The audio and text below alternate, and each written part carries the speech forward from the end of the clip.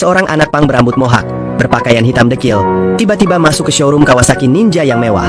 Ia bilang ingin membeli motor, tapi bukannya disambut. Ia justru dihina, direndahkan, dan bahkan dituduh ingin mencuri. Namun tak ada yang menyangka, kehadirannya hari itu akan mengubah segalanya. Hari itu showroom motor sport Ninja di pusat kota tampak ramai seperti biasa. Deretan motor berkilau dipajang rapi di bawah cahaya lampu putih terang.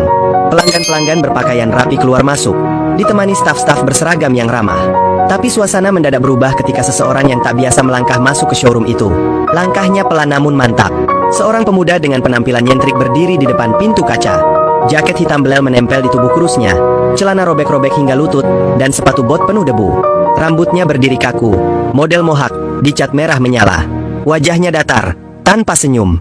Ia mendorong pintu kaca perlahan dan masuk begitu saja, membuat lonceng kecil di atas pintu berdenting pelan. Suara bisik-bisik mulai terdengar dari beberapa karyawan. Seorang staf wanita yang tengah melayani pelanggan langsung melirik ke arah pemuda itu sambil berbisik pada temannya. Itu siapa? Anak pangnya? Mau ngapain coba dia kesini? Temannya hanya mengangkat bahu. Matanya juga tak lepas dari pemuda misterius itu. Aura showroom yang sebelumnya eksklusif dan nyaman kini terasa sedikit tegang. Pemuda itu tidak menggubris semua tatapan. Ia berjalan menyusuri lorong motor-motor mahal sambil melihat satu persatu. Tangannya sesekali menyentuh bodi motor, seolah memeriksa sesuatu. Salah satu staf pria langsung menghampirinya dengan ekspresi tidak ramah. "Mas, tolong jangan sentuh-sentuh. Kalau mau beli, bilang dulu. Jangan sembarangan." Nada suaranya tajam, mencerminkan rasa curiga. Pemuda itu hanya memandangnya sebentar, lalu kembali melihat motor seakan tidak mendengar. Karyawan yang lain mulai ikut mengawasi dari jauh. Beberapa bahkan berdiri berbisik sambil tertawa kecil, memperolok penampilannya. Gaya kayak gitu, paling juga cuma numpang ngadem. "Hati-hati, jangan-jangan malah mau nyolong," ujar seorang staf pria yang memelototi pemuda itu dari balik meja resepsionis. Suasana makin memanas ketika pemuda itu terlihat mendekati salah satu motor terbaru, seri limited edition yang belum lama dirilis. Harganya miliaran. Ia mengelus bagian tangki dengan penuh perhatian. Seorang manajer yang memperhatikan dari lantai 2 segera turun dengan langkah cepat. Ia mendekat sambil menunjuk pemuda itu dengan mata tajam. "Hei, kamu, jangan sentuh itu motor. Kamu kira ini tempat apa?" Teriaknya keras, membuat pelanggan lain ikut melirik. Pemuda itu menatap manajer itu dengan tenang. Tatapannya dingin, sama sekali tidak terintimidasi. Tapi ia tetap tak bicara, hanya diam, seolah sedang mengamati semuanya. Manajer itu semakin marah karena dianggap diabaikan. "Kalau kamu nggak punya uang, keluar. Ini bukan tempat buat pengemis atau anak jalanan cari masalah." Seketika, suasana showroom yang tadinya nyaman berubah jadi tegang, bahkan kasar. Beberapa pelanggan tampak tak nyaman dan mulai keluar. Tapi pemuda itu tidak bergeming. Ia tetap berdiri di sana, di antara motor-motor mahal dan tatapan penuh hinaan. Detik itu juga, seluruh showroom sudah menilai siapa dia, hanya dari apa yang mereka lihat di luarnya. Tak satu pun dari mereka bertanya siapa namanya, apalagi kenapa ia datang. Namun satu hal yang tidak mereka tahu, kedatangannya hari itu bukan sekadar iseng. Ia datang bukan untuk membeli, tapi untuk menilai. Dan mereka semua, tanpa sadar, sedang menjalani ujian paling penting dalam hidup mereka. Ujian tentang moral, sikap, dan kemanusiaan. Ujian yang akan segera mengubah nasib mereka selamanya. Beberapa detik setelah kemarahan manajer meledak, seorang satpam showroom datang dengan tergesa. Dia langsung berdiri di sisi pemuda berpenampilan pang itu dengan wajah curiga. "Ada masalah, Pak?" tanyanya kepada manajer sambil melirik tajam ke arah si pemuda. Manajer mengangguk cepat. "Kita nggak tahu maksud dia datang ke sini. Gaya kayak gitu, bisa bikin pelanggan kabur. Siapa tahu niatnya buruk." Tanpa banyak tanya, satpam itu langsung menepuk lengan si pemuda. "Mas, keluar dulu ya. Ini tempat khusus pelanggan serius. Kalau sekadar lihat-lihat, jangan ganggu." Pemuda itu menoleh perlahan, menatap tangan satpam yang masih menempel di lengannya. Ia tidak marah, tidak juga melawan. Tapi ekspresi di wajahnya mulai berubah.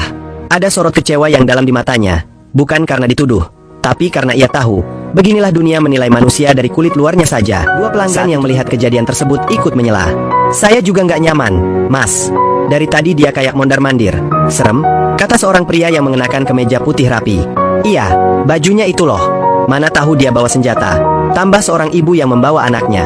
Kalimat-kalimat itu menusuk, mengiris udara yang sebelumnya hanya dingin menjadi penuh penghakiman. Beberapa staf mulai mendekat. Mereka tidak ingin membuang waktu lagi dengan sosok yang dianggap mencurigakan. Salah satu dari mereka bahkan berkata dengan lantang, "Kalau kamu mau beli motor, tunjukin KTP sama bukti keuangan. Kalau nggak bisa, minggir. Jangan cuma bikin repot." Beberapa pelanggan tampak mengangguk setuju, dan suasana makin tidak terkendali. Pemuda itu akhirnya bicara, perlahan tapi jelas. Aku cuma ingin lihat motor ini. Itu saja. Suara baritonnya dalam, tenang, dan tidak terdengar seperti suara orang panik. Tapi justru itu yang membuat staf semakin jengkel. Lihat-lihat aja. Jangan mimpi tinggi, Mas. Motor ini harga miliaran, bukan buat gaya-gayaan anak jalanan. Tak hanya dituduh, kini dia direndahkan tanpa malu-malu. Semua orang di ruangan itu merasa berhak menghakimi dan mengusirnya. Bahkan satpam sudah mulai mendorong tubuhnya perlahan ke arah pintu keluar. Silakan pergi, Mas. Jangan buat keributan di sini, katanya, seolah yakin dia adalah ancaman nyata. Namun di tengah situasi itu, mata pemuda itu tetap mengamati sekeliling. Ia memperhatikan siapa saja yang ikut mengejek, siapa yang diam, dan siapa yang justru menikmati keributan itu seperti tontonan. Ia menyimpan semuanya dalam diam. Bukan karena takut, tapi karena waktunya belum tiba. Detik-detik itu berjalan lambat, tapi penuh makna. Tak ada satupun yang sadar bahwa mereka sedang mempertontonkan sikap aslinya, kesombongan yang dibungkus kerapian, diskriminasi yang disembunyikan di balik senyum pelayanan, dan penghinaan yang dibalut dengan formalitas. Semuanya terekam dalam ingatan pemuda itu. Dan tanpa mereka tahu, balasan dari semua ini sudah sangat dekat. Belum sempat pemuda itu keluar dari pintu showroom, suara drum mesin terdengar dari kejauhan. Semakin lama, semakin keras. Semua orang di showroom secara refleks menoleh ke arah jendela depan. Dua mobil SUV mewah warna hitam mengerem perlahan di depan pintu kaca, membuat suara gesekan ban terdengar jelas. Mobil-mobil itu bukan kendaraan biasa. Plat nomornya khusus, bodi mobilnya mengilap, dan jendelanya gelap total. Seorang karyawan resepsionis melangkah ke depan dengan penasaran, lalu kembali ke dalam dengan tergesa. Pak, itu mobil siapa ya? Ada lambang perusahaan kita di bodinya. Manajer showroom yang tadi berteriak marah ikut keluar dan berdiri di sisi jendela. Wajahnya berubah, dahi berkerut, napasnya tertahan. Ia mengenali logo kecil di sudut plat nomor, logo internal perusahaan pusat, yang hanya digunakan untuk petinggi perusahaan.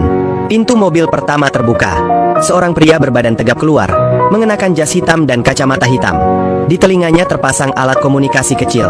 Ia menatap ke arah showroom, lalu memberi kode dengan tangannya. Tak lama, dari mobil kedua, keluar dua orang lain dengan pakaian serupa, menyusul dari belakang. Saat tiga orang itu masuk ke dalam showroom, suasana langsung hening. Semua orang menghentikan aktivitasnya. Bahkan pelanggan pun ikut terdiam. Salah satu dari mereka menghampiri pemuda yang hampir diusir barusan, lalu dengan suara sopan dan formal berkata, "Maaf, Tuan, kami sedikit terlambat." Lalu lintas padat. Seketika, dunia seperti berhenti. Semua kepala langsung menoleh. Para staf, termasuk satpam dan manajer, membelalakan mata. "Tuan," gumam sang manajer, hampir tidak terdengar. Karyawan lain saling pandang. Wajah mereka pucat, seperti baru saja ditampar kenyataan. Tidak ada yang bisa bicara. Tubuh mereka membeku. Pemuda pang yang mereka hina, usir, dan curigai dipanggil Tuan oleh para pengawal berpakaian elit. Pemuda itu akhirnya menoleh pada seluruh ruangan. Untuk pertama kalinya sejak masuk showroom, ia tersenyum tipis, bukan senyum bahagia, tapi senyum dingin yang menyimpan 1000 arti. "Kalian semua sudah menunjukkan warna asli kalian hari ini," katanya pelan. Nada suaranya tenang, tapi menusuk. Hening menggantung di udara seperti kabut tebal. Seorang staf wanita yang tadi mengejek langsung menunduk. Tubuhnya gemetar. Satpam mundur setapak demi setapak. Manajer showroom terlihat, "Tuan, saya tidak tahu, kami tidak tahu siapa Anda," katanya terbata-bata, mencoba menyelamatkan diri. Tapi si pemuda hanya berjalan pelan ke arah tengah showroom, dikelilingi oleh pengawalnya. Semua karyawan otomatis membuka jalan. "Justru itu masalahnya," katanya lirih. "Kalian terlalu cepat menilai orang dari tampilan luar. Dan itu akan selalu jadi kesalahan fatal." Tak ada yang berani berkata sepatah kata pun. Hanya jantung yang berdetak kencang, dan rasa malu yang membungkam mulut mereka semua. Dalam waktu singkat, seluruh atmosfer showroom berubah drastis. Dari tempat mewah penuh arogansi, menjadi ruang pengakuan yang penuh rasa bersalah. Semua mata tertuju pada pemuda berpenampilan pang itu. Tak ada lagi tawa, tak ada lagi cemooh. Yang tersisa hanyalah keheningan dan wajah-wajah ketakutan. Ia berdiri tegak di tengah showroom, diapit oleh para pengawalnya. Lalu, dengan pelan, ia membuka resleting jaket hitam yang tadi kusut dan belel. Dari balik jaket itu, tergantung sebuah ID card berbingkai logam berlogo perusahaan pusat. Manajer yang tadi paling vokal langsung membelalakan mata. Ia mengenali lambang itu. Itu badge direktur utama. Gumamnya pelan. Suaranya serak, nyaris tidak keluar. Si pemuda menarik ID itu dan menggenggamnya di udara. Semua karyawan mundur setapak, seolah benda itu adalah palu keadilan yang siap dijatuhkan. "Nama saya Aditya. Saya adalah pemilik dari showroom ini, dan 4 cabang lainnya di kota ini." Ucapannya jelas dan tenang, tapi seisi ruangan seolah baru saja dihantam petir. Beberapa staf langsung lemas, bahkan ada yang terduduk di lantai. Wajah-wajah arogan yang tadi penuh angkuh kini tak lebih dari bayangan rasa malu yang dalam. Hari ini saya datang untuk melihat sendiri, apakah showroom ini layak menyandang nama saya. Lanjutnya. Dan ternyata, kalian semua mengecewakan. Kalimat itu seperti cambuk yang menghantam kepercayaan diri setiap orang di ruangan itu. Tidak ada yang berani menyela. Bahkan satpam yang tadi mendorong tubuh Aditya kini menunduk tak berani menatap mata. Seorang karyawan wanita mendekat perlahan sambil terisak. "Tetuan Aditya, saya tidak tahu. Saya hanya mengikuti perintah," katanya dengan suara bergetar. Aditya menatapnya tajam. "Yang saya nilai hari ini bukan cuma siapa yang memimpin, tapi siapa saja yang ikut membenarkan perlakuan buruk hanya karena ikut arus." Manajer showroom mencoba memperbaiki situasi. "Kami mohon maaf yang sebesar-besarnya. Kami janji akan berubah, Tuan. Ini hanya kesalahpahaman." Tapi Aditya menggeleng pelan. Matanya masih tajam menusuk. "Bukan kesalahpahaman. Ini kebusukan yang selama ini kalian sembunyikan di balik seragam rapi." Para pelanggan yang masih ada di showroom terdiam menyaksikan semua ini. Mereka tak menyangka, pemuda yang tadi diperlakukan seperti sampah, ternyata adalah sosok penting yang selama ini diam-diam menilai. "Terima kasih," ucap salah satu pelanggan pelan. "Karena hari ini kami semua melihat kebenaran." Aditya menatap seluruh showroom dengan tatapan akhir. "Besok, showroom ini akan tutup sementara. Semua karyawan akan ikut pelatihan ulang. Dan yang tak bisa berubah, akan saya keluarkan." Kata-katanya keras, tegas, dan final. Tak ada kompromi. Tak ada lagi ruang untuk kesombongan atau pembelaan. Hari itu, showroom yang megah itu tidak hanya kehilangan harga dirinya, mereka kehilangan rasa percaya. Tapi lebih dari itu, mereka mendapat pelajaran yang akan mereka ingat seumur hidup. Jangan pernah meremehkan orang hanya dari penampilan. Karena yang kamu lihat, belum tentu yang sebenarnya. Aditya berdiri di tengah ruangan showroom yang kini terasa sangat hening. Meskipun lampu-lampu masih menyala terang dan motor-motor mahal masih berjajar seperti biasa. Tapi atmosfernya sudah berubah. Tidak ada lagi kesombongan. Yang tersisa hanya rasa malu dan ketakutan. Semua karyawan berdiri menunduk, menunggu kalimat selanjutnya dari pemuda yang beberapa menit lalu mereka hina. "Dengar baik-baik," suara Aditya menggema, pelan namun tegas. "Saya tidak datang ke sini untuk membeli motor. Saya tidak sedang bermain peran. Saya datang untuk melihat siapa kalian sebenarnya ketika tidak ada kamera, tidak ada pangkat, dan tidak ada nama besar di balik seseorang." Tatapannya menyapu seluruh staf showroom. Tidak satupun berani mengangkat wajah. "Kalian gagal. Kalian memperlakukan pelanggan berdasarkan apa yang mereka pakai, bukan siapa mereka. Kalian tidak melayani." Nadanya naik sedikit, tapi tidak meledak-ledak. Justru itu yang membuat semua kata-katanya terasa semakin menghantam hati. "Bagaimana kalau tadi aku benar-benar pelanggan baru? Yang datang untuk beli motor tapi berpakaian berbeda? Apakah orang miskin tidak boleh masuk ke showroom ini? Apakah hanya yang pakai jas dan sepatu mahal yang kalian layani dengan senyum?" Kata-katanya menusuk. Beberapa karyawan wanita mulai menangis, sementara yang pria hanya bisa terdiam membatu. Aditya melangkah pelan ke arah salah satu motor yang tadi ia sentuh. Motor Ninja edisi terbatas. Ia mengelus bodi motor itu seperti tadi pagi, tapi kali ini tidak ada yang berani menghentikannya. Harga motor ini ratusan juta, bahkan miliaran. Tapi nilai kemanusiaan jauh lebih tinggi. Kalau kalian tidak paham itu, kalian tidak pantas bekerja di sini. Manajer showroom yang tadi galak ini tampak seperti anak kecil yang ketahuan curang saat ujian. Ia berusaha bicara, tapi Aditya memotongnya cepat. "Berhenti cari alasan. Hari ini, saya tidak butuh pembelaan. Yang saya butuh adalah perubahan." Lalu Aditya menoleh ke semua staf. "Mulai besok, showroom ini akan ditutup sementara. Kita akan mengadakan pelatihan. Pelatihan etika, pelayanan, dan rasa hormat." Karyawan-karyawan saling pandang. Sebagian mengangguk, sebagian menangis. Mereka tahu ini bukan sekadar pelatihan. Ini kesempatan terakhir. Dan ingat satu hal, Aditya berkata sambil menunjuk dadanya. "Saya mungkin pemilik showroom ini, tapi setiap orang yang masuk ke tempat ini, entah dia kaya atau miskin, harus diperlakukan seperti raja. Bukan karena mereka punya uang, tapi karena mereka punya martabat." Kalimat itu menjadi penutup yang membekas. Tak ada tepuk tangan, tak ada sambutan, hanya keheningan dan renungan. Hari itu, showroom motor mewah itu tidak hanya disadarkan, mereka diselamatkan dari kejatuhan moral yang lebih dalam. Keesokan harinya, pintu kaca showroom bertuliskan, "Tutup sementara," menggantung di depan. Tidak ada lalu lalang pelanggan. Tidak ada suara mesin motor yang dinyalakan untuk demo. Tapi di dalam ruangan, perubahan sedang dimulai. Seluruh staf showroom duduk berjejer di kursi yang disusun menghadap layar proyektor. Wajah mereka serius. Pakaian mereka rapi. Tapi kali ini tidak ada kesombongan di dalamnya. Yang ada hanya tekad untuk berubah. Aditya berdiri di depan, mengenakan kemeja putih sederhana. Rambut mohawknya sudah tak lagi mencolok. Ia tidak lagi menyamar. Hari ini ia tampil sebagai dirinya, seorang pemilik perusahaan muda yang lebih memilih dihormati karena nilai, bukan karena nama. Hari ini bukan soal pelatihan pelayanan, katanya. Ini pelatihan hati. Selama beberapa hari ke depan, showroom itu berubah menjadi ruang pembelajaran. Para karyawan diajarkan ulang bagaimana menyapa pelanggan dengan tulus, mendengarkan tanpa menghakimi, dan yang paling penting, menilai orang dari sikap, bukan dari pakaian. Mereka menonton rekaman CCTV hari kejadian kemarin, dan banyak yang menunduk. Tak kuasa melihat bagaimana buruknya mereka memperlakukan seseorang yang tak mereka kenal.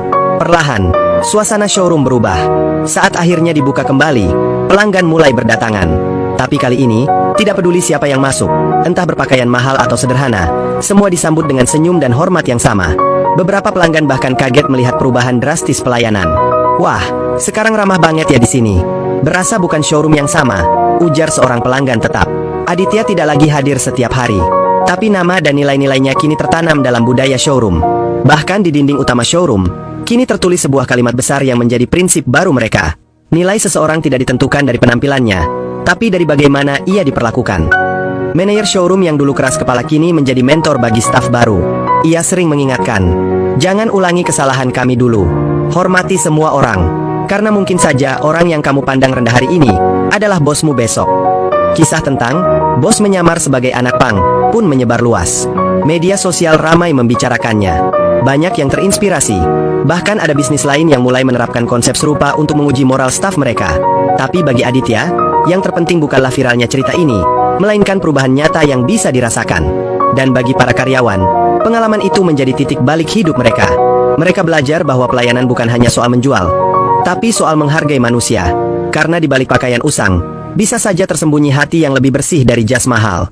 Kalau kamu tersentuh dengan cerita ini, jangan lupa untuk like video ini, tulis pendapatmu di kolom komentar, dan subscribe channel Kisah Tentram. Karena di channel ini, kita akan terus mengangkat kisah-kisah inspiratif yang menggugah hati dan membuka mata. Ingat, jangan nilai seseorang dari luarnya saja, karena kamu tidak pernah tahu siapa dia sebenarnya.